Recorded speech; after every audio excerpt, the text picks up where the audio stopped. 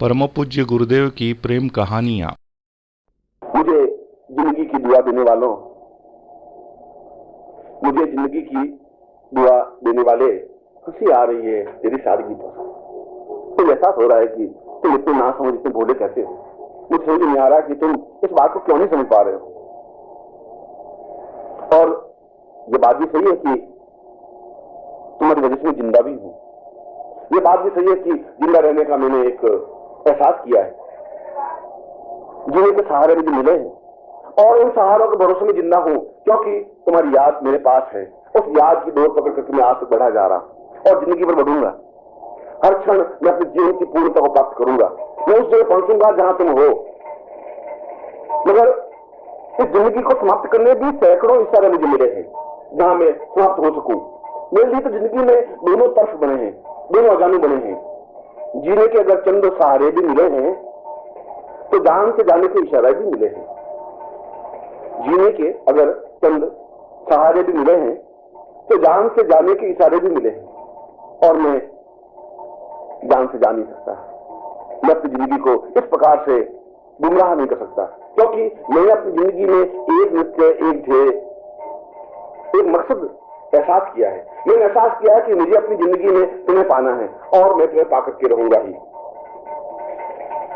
क्योंकि जो नदी में छलांग लगा देते हैं, जो समुद्र में कूद जाते हैं, उनको किनारे मिलते हैं। ऐसा कई बार हुआ है कि किनारे नहीं मिले। इस बात में कोई अफसोस नहीं है, कोई गम नहीं है। और मुझे अपने आप में कॉन्फिडेंस है, मुझे अपने आप में विश्वास है कि मुझे किनारा मिलेगा। मुझे तो मिलोगे ही। मैं तुम्हारे पास पहुंचूंगा ही। मैं तुम्हारे चरणों में अपना सिर रखूंगा ही। मैं अपने सीने को तुम्हारे सीने से लगाऊंगा ही। या तो सभी डूब जाते हैं। डूबना अपने आप में कोई बहुत महानता नहीं है। तूफान में सभी डूब तो जाते नहीं, अक्सर तूफान में सभी डूब तो जाते नहीं, अक्सर कुछ लोगों को तूफान में किनारे भी मिले हैं। और मैं ऐसे ही बिरले लोगों में से हूं। मैं उन सौभाग्यशाली लोगों में से हूं। मुझे अपने आप में गरूर है, अपने आप में विश्वास है कि मैं इस भंवर जाल में कूदा हूं, समुद्र तूफान में कूदा हूं, तो मुझे जिंदगी का किनारा मिलेगा, मुझे मिलन का किनारा मिलेगा। मैं जो कुछ चाहता हूं मुझे प्राप्त होगा, क्योंकि मैं चाहे किसी प्रकार से उस समुद्र में कूदूं, डूबूं, उतराऊं, लहरों से जूझूं, मैं चाहे कुछ भी करूं, इस बात का कोई अफसोस, कोई गम नहीं है। मगर हर बार मैं किनारे पर जरूर आऊंगा। मैं आऊंगा, फिर तुमसे मिलूंगा। ये जुदाई तो फकत है सांस का एक वक्फा, एक लम्हा है, सांस का एक टुकड़ा है। ये जुदाई तो फकत है सांस का एक लम्हा। मेरे बहबू, न घबराओ, मैं फिर आऊंगा। तुम्हें घबराने की जरूरत नहीं है। तुम्हें जुदाई सहन नहीं होती है तो नहीं होती है, मगर मैं इस जुदाई की डोर के सहारे तुम्हारे तक पहुंचूंगा। हर हाल में तुम्हारे तक पहुंच करके मैं तुमसे मिलूंगा। मैं तुम्हारा हाथ थानूंगा, मैं तुम्हारे चरणों में झुकूंगा।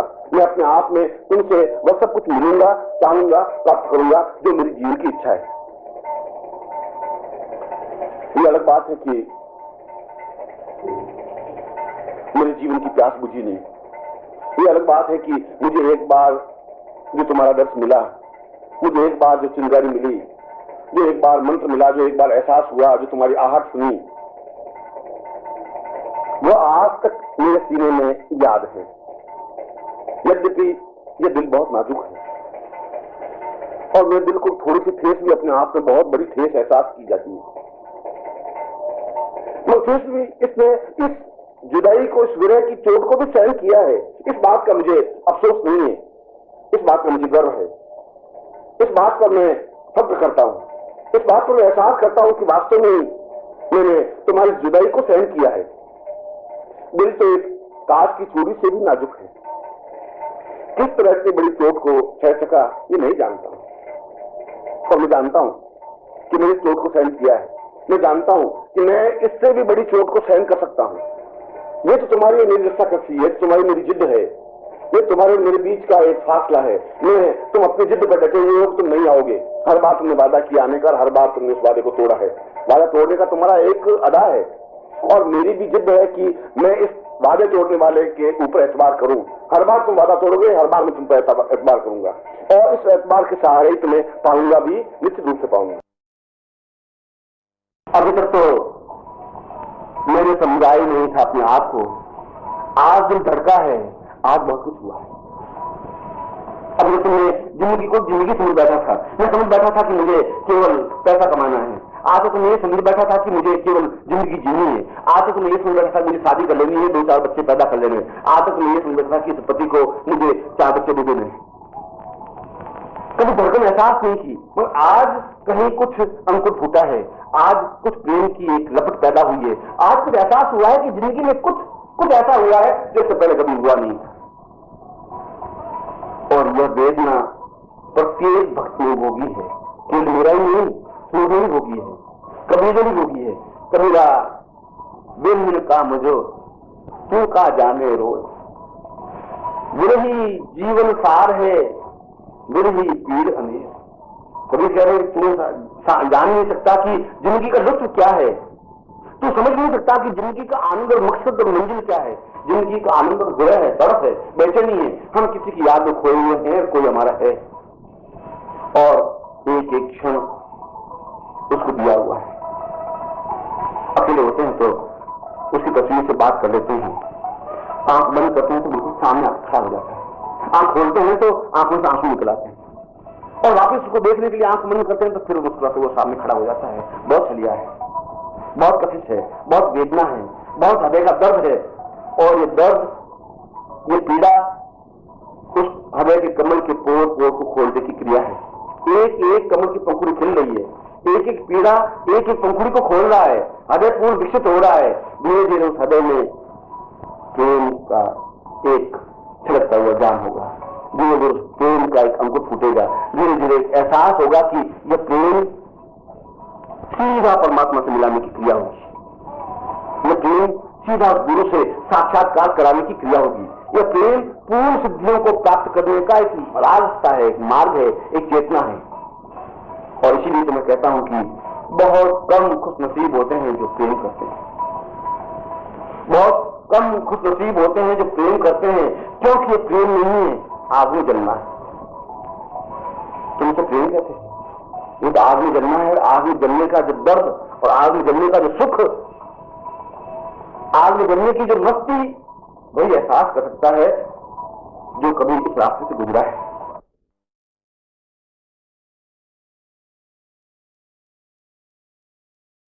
गालिब इस मंदिर से गुजरे तो करोड़ों हैं, मेरे जैसा तो कोई एक ही होगा। इस रास्ते तो सैकड़ों गुजर जाते हैं, रोज गुजर जाते हैं, रोज शमशान में जाकर सो जाते हैं। मैं हूं कि हर क्षण किसी की तसव्वुर लिए हुए घूमता हूं। और गालिब कहता है कि मेरे मरने के बाद मेरे खाना में कुछ ना निकले तो चंद खतूत की कतलें, कुछ हसीने की बातें, कुछ जिंदगी की लुत्फ। मैं मरने के बाद कुछ चीज मिले, धन दौलत नहीं चाहिए। मैं मरूं तो कुछ ऐसा चाहिए कि कुछ उसकी यादगार हो, कुछ उसके पल उसके साथ बिताए हुए क्षण हो, कुछ उसकी चरणों में चढ़ाए हुए आंसू के कण हो, और उसके कुछ चित्र, कुछ बिंब। एक क्षण था कि मैं उससे मिली, एक क्षण था कि उसने मुझे बाहों में समेटा, एक क्षण था कि मैं उसके साथ बैठी, एक क्षण था कि उसने मुझे ऐसा निहारा, एक क्षण था कि मैंने उसकी आंखों में आंखें डाल के बात कही। और ये क्षण, ये 5 क्षण, 10 क्षण, 20 क्षण पूरी जिंदगी को सजा देते हैं, संवार देते हैं, पूरी जिंदगी में मस्ती भर देते हैं, आंसू भी भर देते हैं। आनंद और मस्ती छलकता हुआ जाम है। ये तो पीने वाला ही एहसास कर सकता है कि इसका नशा जिंदगी का नशा है, प्रेम का नशा है, मस्ती का नशा है, और बाकी सारी चीजें आनी जानी है। ये जिंदगी तो एक वीरानी है, ये जिंदगी तो एक वीरानी है जिसमें सब कुछ आने जानी है। जिंदगी का लुत्फ तो यह है कि हमारी आंख में पानी है।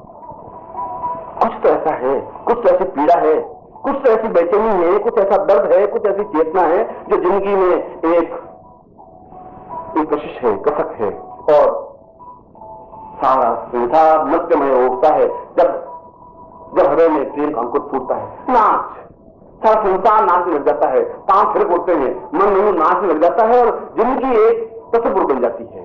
और ये तस्वीर, ये प्रेम का अंकुरण तुम लोगों के हृदय में फूटे, तुम्हारे हृदय के बीच का पर्दा हटे, वो घूंघट का बीच का रास्ता हट जाए, तुम पूरी तरह से भगवान में लीन हो सको, तुम पूरी तरह से अपने गुरु में समुद्रित हो सको, तुम साधना और सिद्धियों का एक क्षण बन सको, जिंदगी की धड़कन बन सको, जिंदगी की चेतना बन सको, तुम्हारे हृदय में प्रेम का कमल विकसित हो सके, तुम अपने आप में उस दर्द को, उस पीड़ा को, उस आनंद को, उस मस्ती को, उस जान को पी सको और तुम गुरु को अपने आप में सिमट करके रख सको, उस इष्ट के दर्शन कर सको, उस चेतनता को प्राप्त कर सको। ऐसी मस्ती और ऐसे आनंद का आशीर्वाद मैं तुम्हें देता हूं कि तुम्हारे जीवन में पूर्णता हो, तुम्हारे जीवन में मस्ती हो, छिड़कता हुआ जाए। ये तुम्हें आशीर्वाद देता हूं।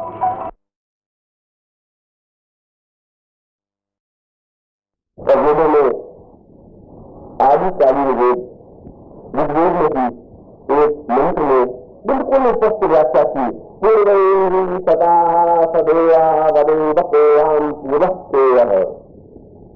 अगर तुम जीवन को समझना चाहते हो तो तुम्हें प्रेम को समझना पड़ेगा, और ये प्रेम समझने की क्रिया जीवन के हृदय तत्व को जागृत करना पड़ेगा। बस ऋग्वेद कह रहा है, वो हमारे ऋषि कह रहे हैं, वो हमारे प्राचीन पूर्वज कह रहे हैं, वो ये कह रहे हैं कि तुम्हें जीवन में अगर समझना है, अगर जीवन की पूर्णता को एहसास करना है तो तुम्हें प्रेम समझना पड़ेगा। तुम जीवन समझने की कोशिश कर रहे हो, तुम जीवन की पूर्णता की बनने की कोशिश कर रहे हो, तुम ताल से मार करके ध्यान लगाने की कोशिश कर रहे हो, तुम समाधि लगाने की कोशिश कर रहे हो, तुम बुद्ध बनने की कोशिश कर रहे हो, महावीर स्वामी बनने की कोशिश कर रहे हो, शंकराचार्य बनने की कोशिश कर रहे हो। इस कोशिश में तुम पूर्णता प्राप्त नहीं कर सकते, इसे तुम सफलता प्राप्त नहीं कर सकते, क्योंकि वेद कह रहा है, हमारे शास्त्र कह रहे हैं कि वह जीवन तुम्हें समझना है तो तुम्हें अंदर प्रेम को जागृत करना पड़ेगा, उस प्रेम को एहसास करना पड़ेगा, एक हृदय के पक्ष को जागृत करना पड़ेगा, एक लहर बननी पड़ेगी, उस समुद्र में अपने आप को लिखना पड़ेगा, आगे बढ़ना पड़ेगा, जीवन की कल्पना देनी पड़ेगी, आंखों में खुमारी देनी पड़ेगी, आगे बढ़ने की मुक्ति पैदा करनी पड़ेगी। और इसीलिए जयदास ने उस महासमुद्र की यात्रा में, तुम्हारे पूरे जीवन की यात्रा में एक आनंददायक पथ की ओर अग्रसर कर रहा है।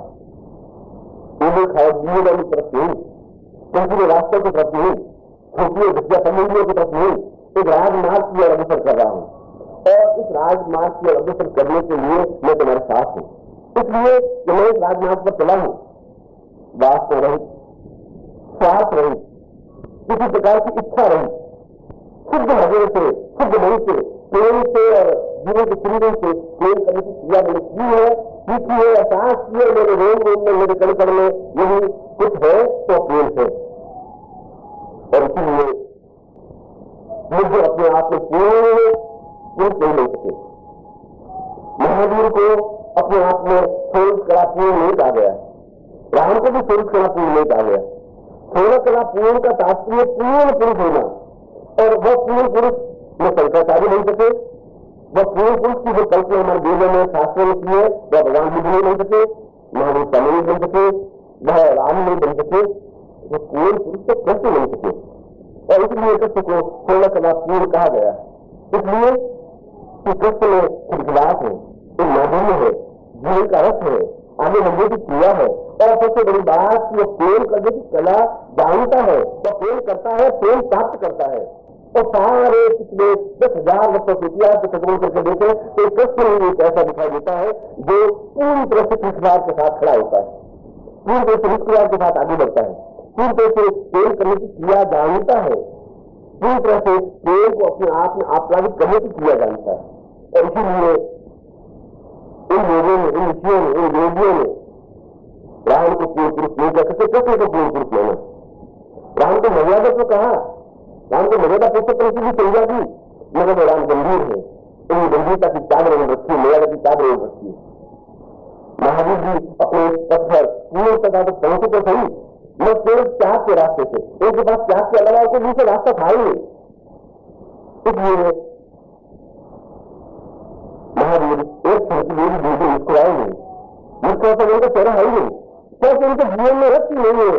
अगर उनके जीवन का रस उनके चेहरे पर प्रतियोगित नहीं हुआ, उन्हें सोचना है त्याग की पूर्णता है, इसलिए त्याग की पूर्णता के उन्होंने अपने वक्त को भी वक्त का समुद्र को छोड़ दिया, मग्न होकर के भी अपने आप में पूर्ण बन सके। उन्होंने जो सोचना, जो ज्ञान, जो पूर्णता दी वो अपने आप में अद्भुत है, अद्वितीय है, अद्वितीय है, उनका एक रास्ता है, मगर रास्ता एकांगी। मुझे समाधि के माध्यम से पूर्णता प्राप्त करने की कोशिश की, उन्होंने ध्यान के माध्यम से पूर्णता प्राप्त करने की कोशिश की, यद्यपि उन्होंने पूर्णता प्राप्त की, यद्यपि ध्यान में अपने आप में लीन हो सके, यद्यपि उन्होंने जीवन के चिंतन में धारणा को प्राप्त किया, मगर उनके चेहरे पर किसी प्रकार की मुस्कुराहट की रेखा व्याप्त नहीं हो पाई, उनकी खिलखिलाहट व्याप्त नहीं हो पाई। और वह रास्ता अपने आप में पूर्ण रूप से भी आनंददायक नहीं बना, इसलिए पूर्ण खोज का पूर्ण उनको भी माना गया। इसलिए पूरे शास्त्र में हमने बुद्ध को अवतार माना, अगर हमने राम को अवतार माना, हमने कृष्ण को अवतार माना, तो हमने बुद्ध को भी अवतार माना। निश्चय वो ज्ञान क्षेत्र में, समाज के क्षेत्र में अद्वितीय थे। उन्होंने जो कुछ बुद्धित्व प्राप्त किया वो अपने आप में पूरे संसार को एक नवीन चेतना है, नवीन ज्ञान है, नवीन विचारधारा है। मगर जीवन का रस खिलखिलाहट है, आनंद है, मस्ती है, प्यार है, चेतना है, शक्ति है, और वो शक्ति किसने की उन लोगों के साथ प्यार किया और लोगों ने मूल्य उठाई, लोगों ने प्रधानपुर लगाए, लोगों ने गाड़ियां दी, लोग समझ नहीं पाए, क्योंकि जो पूर्ण है उसको लोग समझ नहीं पाते। वो अपने आप में स्वरूप कला पूर्ण है, उनका प्रत्येक क्षण अपने आप में अलग होता है। जो स्वरूप कला पूर्ण व्यक्तित्व होता है उसके हाथ, पांव, नाक, कान तो ठीक पुरुष की तरह ही होते हैं, मगर उस जीवन के रिश्ते वे पूर्ण हो जाते हैं। वे केवल ज्ञान के भाव से बोझिल हो जाते हैं, और जो ज्ञान के भाव से बोझिल हो जाता है वह एक फूल की तरह खड़ा रहता है, उसमें सहन की श्वास नहीं रहती, उसके नीचे खड़े होने पर एक शक्ति तो महसूस होती है, मगर जो आनंद आना चाहिए, जो प्रेम देनी चाहिए, जीवन का रस प्राप्त होना चाहिए, वह नहीं प्राप्त हो पाता। इसलिए कृष्ण हमारे जीवन के ज्यादा मोटे बंधन होते हैं, क्योंकि वो गोपियों के साथ आशीर्वाद सुनते हैं, क्योंकि गोपियां उनको अपने सदस्य मानती है, इसलिए कि वह भी गोपियों को सदस्य मानते हैं। और इसीलिए आज तक के व्यक्ति इस कृष्ण को पूरी तरह से समझ नहीं पाए। किसी उसको ऊपर लांछन लगाया, किसी उसको ऊपर गालियां दी, किसी ने कृष्ण को कुछ कहा, मगर इतना होने के बावजूद भी वो ये मानने को बाध्य हुए कि कृष्ण पूर्ण योगी है, ये मानने के लिए बाध्य हुए कि कृष्ण पूर्ण ज्ञानी है, ये मानने के लिए बाध्य हुए कि कृष्ण अपने आप में पूर्णता प्राप्त है, और ये मानने के लिए बाध्य हुए कि श्रीमद् भगवद गीता जैसा अद्वितीय अपूर्ण ग्रंथ केवल कृष्ण लिख सकता है। इसलिए लिख सकता है कि उसके हृदय का रस सूखा हुआ नहीं है, इसलिए लिख सकता है कि उसके हृदय में एक त्योहार है, एक चेतना है, उसके हृदय में एक विचारधारा है, और सबसे बड़ी बात की उसके हृदय में तरंग है, लहर है, हास्य है, खिलखिलाहट है, मधुरता है। इससे भी सबसे बड़ी बात की उसके हृदय में प्यार प्राप्त करने की, प्यार देने की, प्रेम देने की और प्रेम देने की क्रिया है। और मैं पहले भी कह चुका हूं कि प्रेम वास्तव नहीं, और जब वास्तव होगी तो कृष्ण मथुरा से बार बार वृंदावन के अभाव से, बार बार गोकुल से जाकर गोकुल से काम करते। जब वृंदावन से रवाना हुए, जब उद्धव उनको देने के लिए आए, जब पूर्व में आने के लिए आनंद दिया, तो एक दिन से पल्ला रवाना हो गए। एक संग गोकुल को ताका ही नहीं, देखा ही नहीं, चिंतन नहीं किया, क्योंकि उनको केवल प्यार करना आता था, प्रेम करना आता था। किसी प्रकार की वास्तव की द्वंद्व वास्तव की दुर्गंध उनके जीवन में नहीं थी, इसलिए कृष्ण को पूर्ण पुरुष माना गया। इसलिए कृष्ण मनुष्य तक से ज्यादा निकट है। इसलिए कृष्ण में जहां योग है, जहां समाधि है, जहां चिंतन है, वहां पूर्णता भी है, जीवन की शक्ति है, जीवन की खिलखिलाहट है, एक बहता हुआ झरना है जिसमें पूर्णता प्राप्त हो सकती है। इसलिए प्रेम का आधार, जीवन का आधार एक प्रकार से पूर्णता, प्रेम प्राप्ति। रबिया का प्रेम कहानी।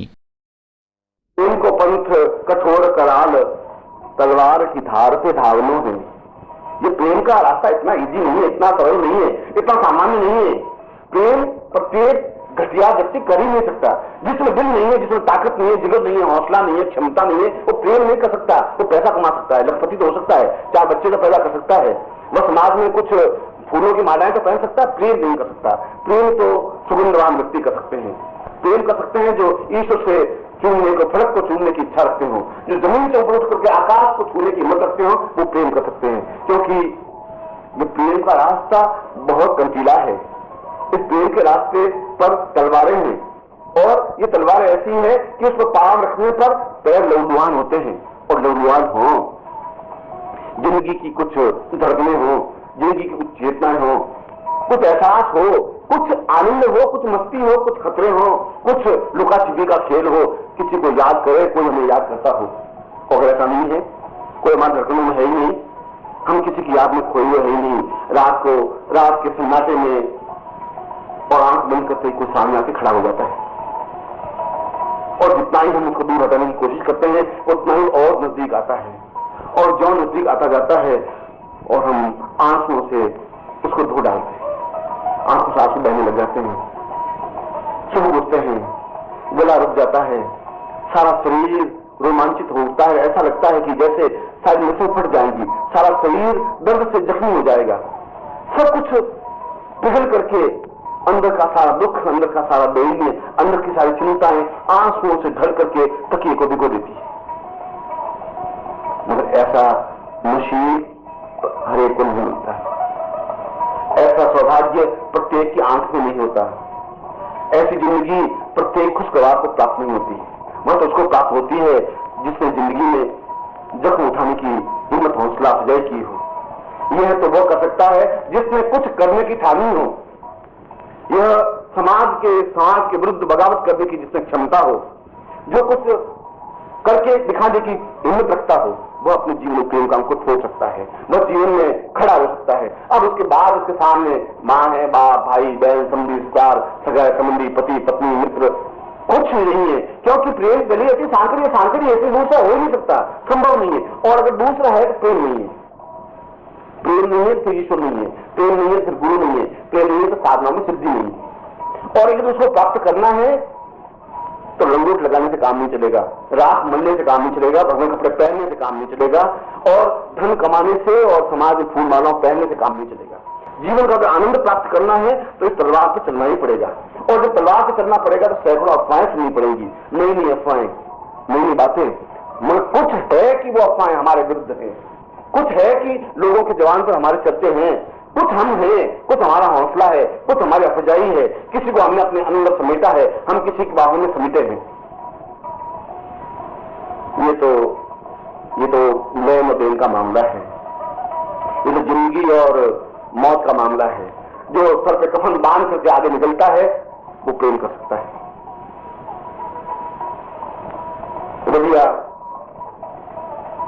प्रेम की साक्षात मूर्ति थी और उसने राजकुमार से प्रेम किया। कहां रबिया, कहां राजकुमार? मगर प्रेम ऊंच नीच नहीं देखता, प्रेम जाति भी नहीं देखता, प्रेम बंधु नहीं देखता, प्रेम में उम्र का कोई आसार नहीं होता। प्रेम एक सुगंध है, खुशबू है, एक चिंगारी है, एक शोला है, वो भड़कता है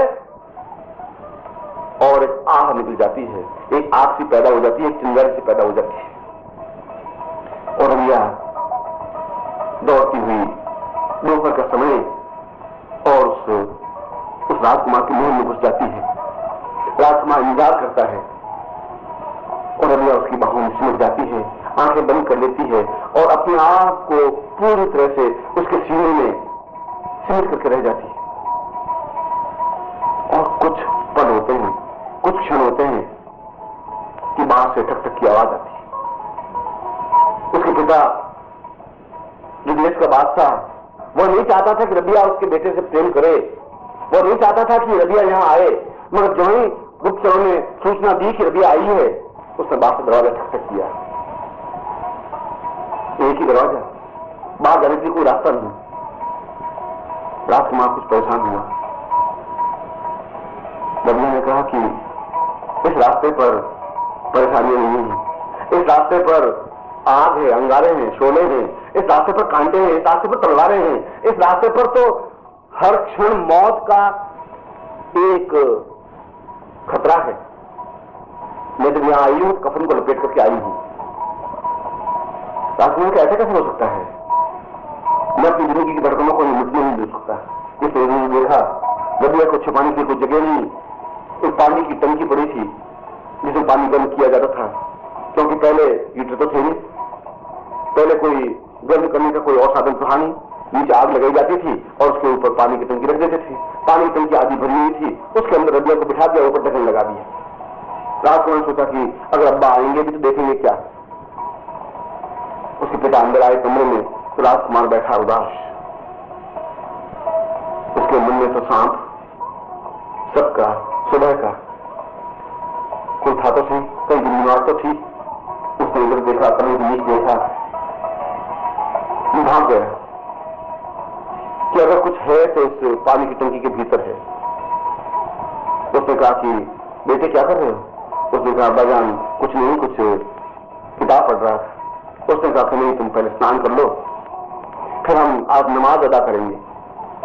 उनका अब्बा जान दोपहर को दोपहर को गुस्ल करूं, दोपहर को स्नान करूं, ये कैसी बात है? उसने कहा कि मैं हुक्म देता हूं स्नान करना है और अभी का भी स्नान करना है। और नौकर को कहा नीचे पानी के नीचे आग लगाओ, पानी गर्म करो, ठंडे पानी से मेरा बेटा स्नान नहीं करेगा। नीचे लकड़ियां लगाई गई, रबिया अंदर बैठी, ऊपर ढक्कन दिया हुआ, और उस राजकुमार का, उस प्रेमी का दिल जैसे खून निचोड़ा जा रहा और जैसे दिल महसूस जा रहा हो, मगर कुछ नहीं, क्योंकि वो सोच रहा था कि मैं ढक्कन हटाऊं और बाहर रबिया निकलेगी तो गर्दन अलग कर दी जाएगी, और नहीं हटाता हूं तो बहुत बड़ी मुश्किल है, कोई रास्ता नहीं है। और रबिया भी इस बात को समझती थी, मगर वो समझती थी कि अपने आप को फना कर देने को जिंदगी कहते हैं, अपने आप को समाप्त कर देने की क्रिया को प्रेम कहते हैं। अगर मुंह से उफ निकल गया तो प्रेम हुआ ही क्या? अगर कहीं कुछ चिंगारी सी निकली गई तो फिर इस जिंदगी का मकसद ही क्या? नीचे आग लगती रही, पानी खोलता रहा, रबिया जलती रही, आधा घंटा, पौन घंटा, 1 घंटा, और राजा महल से बाहर निकल गया। बाहर निकला और राजकुमार दरवाजा झट से बंद किया, ढक्कन हटाया, देखा पानी खोलता हुआ रबिया अंग अंग उसमें जला हुआ, मगर खोलती गई मगर मुंह से उफ नहीं निकली। एक दूसरे में चिमट जाने की यह क्रिया है, तलवार पे चलने की यह रास्ता है, प्रेम करने की जिंदगी का यह मकसद है, क्योंकि प्रेम इस बात को एहसास नहीं करता कि मुंह से उफ निकले। प्रेम इस बात की इजाजत नहीं देता कि कहीं कुछ मन में दूसरा विचार आए। प्रेम तो अपने आप में समर्पित कर देना है, समेट लेना है, अपने आप को फना कर देना है। जो फना करने की क्रिया जानते हैं, जो कफन पहनने की क्रिया जानते हैं, जो सिर पर मौत को देख करके आगे बढ़ने की प्रेम कर सकते हैं, वो दीवाना हो सकता है। कल तक थोड़ी हिंसा था, अफसोस था, आज कोई मिला मैं दीवाना बन गया। कभी तो मैं इंसान था, इस बात का अफसोस था कि मैं आज तक केवल इंसान ही बना रहा, मगर आज कोई मेरा हुआ है, आज कोई मेरे दिल की धड़कनों में है, आज किसी ने मेरी नींद चुराई है, आज मेरे आंसुओं से मेरा तकिया भीगा है, आज मेरी रात की पूरी रात आंखों में कटी है, आज कोई तस्वीर मेरी आंखों के सामने से गुजरी है, आज मैं किसी की हूं और आज कोई मेरा है, इसलिए कि मेरी तकदीर बदल गई है, मेरी दुनिया बदल गई है, मेरी जिंदगी अपने आप में बदल गई है। और जिंदगी बदलने की क्रिया हर एक नसीब में नहीं होती। ये जिंदगी बदलने की भावना, चिंतन हर एक पहचान नहीं सकता, इस रास्ते पर हर एक बढ़ नहीं सकता। वो बढ़ सकता है जिसमें आग होती है, जिसमें चेतना होती है, जिसमें धड़कन होती है, और ये धड़कन और ये चेतना आत्मा का परमात्मा से मिलन है। ये धड़कन और ये चेतना एक दूसरे में मिल जाने की क्रिया है। यह क्रिया है बीच में से पर्दा हटाने की, यह क्रिया है उस घूंघट के पट को दूर करने की, यह क्रिया है आत्मा परमात्मा के सम्मिलन की, यह क्रिया है शिष्य और गुरु के एकाकार होने की, यह क्रिया है भक्त और भगवान को अपने आप में पूर्ण समर्पित कर देने की।